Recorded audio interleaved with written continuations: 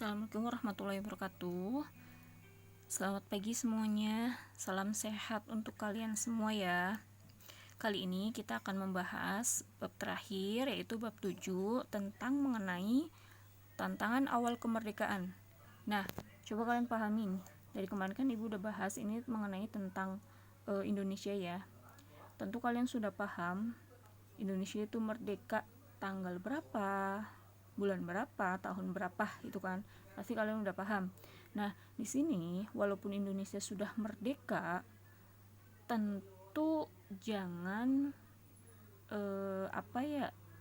seenaknya begitu aja, tetapi tentu cukup sulit mempertahankan bahwa Indonesia merdeka gitu kan, karena perjuangannya cukup panjang, lelah dan lain sebagainya gitu kan. Nah, dari situ bukan berarti Indonesia bebas dari penjajah asing. Justru dari situ banyaklah penjajah yang belum menerima bahwa Indonesia itu telah merdeka. Nah, dari situ Belanda mencoba masuk nih ya, salah satu negara yang mencoba untuk berkuasa kembali yaitu Belanda. Belanda itu masuk ke Indonesia, mulai menerapkan kolonialisme dan imperialisme. Nah, sebenarnya walaupun pada saat itu Indonesia sudah merdeka, perekonomiannya belum stabil, sama sekali belum stabil. Sedangkan Indonesia merdeka itu baru persiapannya cukup panjang karena harus terbentuknya pemilihan presiden, wakil presiden, undang-undang, TNI dan lain sebagainya ya. Oke, poin yang pertama, kondisi awal Indonesia merdeka. Nah, seperti apa sih kondisinya ketika Indonesia itu sudah merdeka? Apakah masih dijajah? Apakah sudah aman gitu kan? Oke, dari situ tentu kalian harus pelajarin lagi ya.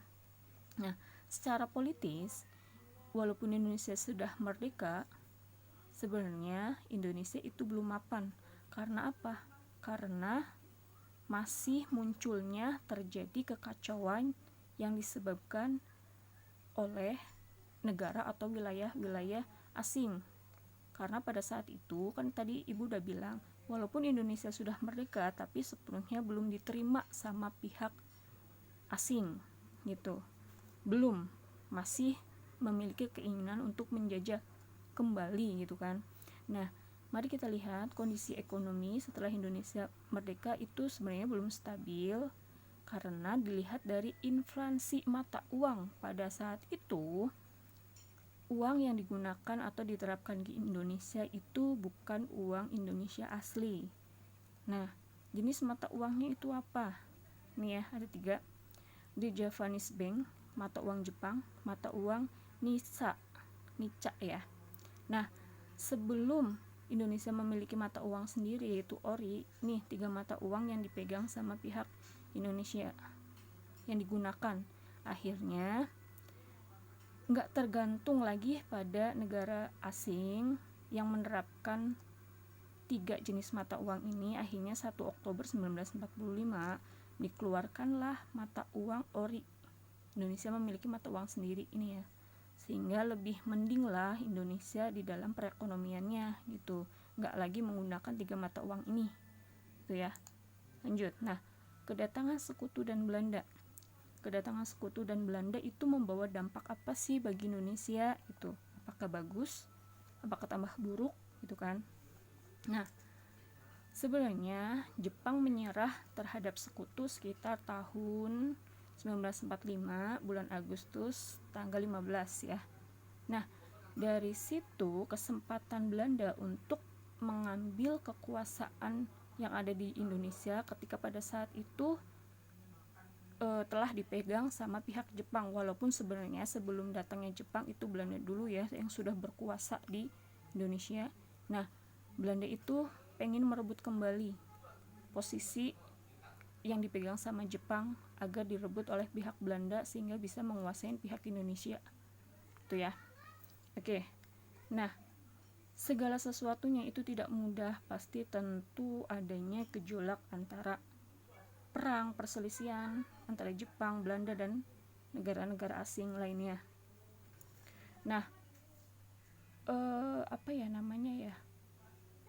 walaupun Indonesia sudah merdeka, segala sesuatunya persiapan itu cukup dirancang dengan matang ya. Kemarin kita udah bahas yang mengibarkan siapa, yang membacakan teks proklamasi siapa, gitu kan. Sehingga untuk membentuk 17 Agustus atau Indonesia merdeka itu cukup sulit. Nah, dari situ mulailah sekutu datang diboncengi Nietzsche, yaitu nih artinya Netherlands Indivisible. Nah, sekutu diboncengi Nietzsche ini melalui 3 wilayah seperti Jakarta, Semarang, dan Surabaya ya. Jakarta, Semarang, dan Surabaya. Dari mana sih dia datang? Melalui daerah mana dulu? Yaitu Jakarta, Surabaya, dan Semarang gitu ya. Nah, setelah PD2 atau PD2 muncul, terjadilah perundingan Civil Affairs Agreement yang isinya bagaimana? Isi Civil Affairs Agreement tersebut yang pada awalnya penyerahan kembali Indonesia dari Inggris ke Belanda gitu ya. Nah, akhirnya diluruskan kembali bahwa Inggris itu bertanggung jawab mengenai seluruh Indonesia termasuk daerah di bawah kekuasaan SWPAC ini ya. Isi Civil Affairs Agreement ini yaitu nih ya. Lanjut. Nah, dari situ muncullah perjanjian Potsdam. Nah, perjanjian Potsdam itu dipimpin sama Lord Louis Mountbatten. Nah, pada saat itu Lord Louis posisinya ada di Singaparna. Dia itu mengatur pendaratan sekutu. Nah ya, mengatur pendaratan sekutu. Oke. Terus, nah, Lord Louis Mountbatten ini membentuk pasukan khusus, yaitu AFNAI. AFNAI ini dipegang sama si Sir Philip Tristram. Nah, isi AFNAI itu apa aja sih tugas-tugasnya, terus divisinya itu apa aja? Oke, silakan kalian pahamin, tepatnya itu ada di halaman 146 ya. Tolong dibaca lagi. Mungkin cukup sekian dari Ibu, nanti minggu depan kita sambung kembali ya. Cukup sekian dari Ibu. Assalamualaikum warahmatullahi wabarakatuh. Salam sehat semuanya.